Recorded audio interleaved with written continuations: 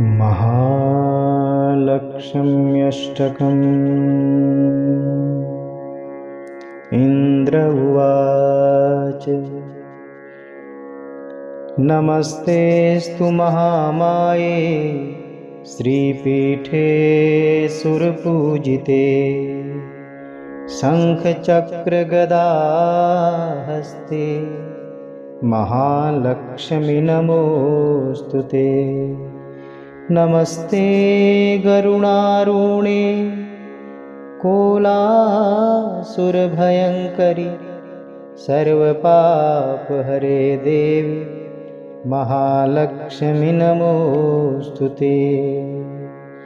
सर्वज्ञे सर्ववरदे सर्वदुष्टभयङ्करि सर्वदुःखहरे देवी महालक्ष्मि नमोऽस्तु ते। सिद्धिबुद्धिप्रदे देवी भुक्तिमुक्तिप्रदायिनी मन्त्रपूते सदा देवी महालक्ष्मि नमोऽस्तु ते।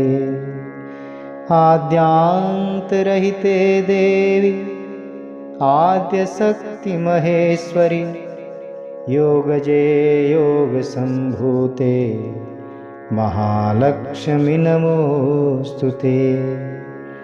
स्थूलसूक्ष्म महारौद्रे महाशक्तिमहोदरे महापापहरे देवी महालक्ष्मि नमोऽस्तु ते।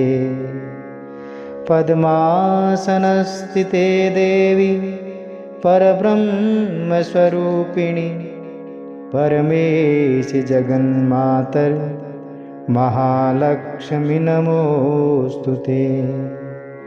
श्वेताम्बरधरे देवी नानालङ्कारभूषिते जगतस्थिते जगन्मातर् महालक्ष्मि नमोऽस्तु ते। महालक्ष्म्यष्टकं स्तोत्रं यः पठेत् भक्तिमान् नरः सर्वसिद्धिं वाप्नोति राज्यं प्राप्नोति सर्वदा। एककाले पठेत् नित्यं महापापविनाशनं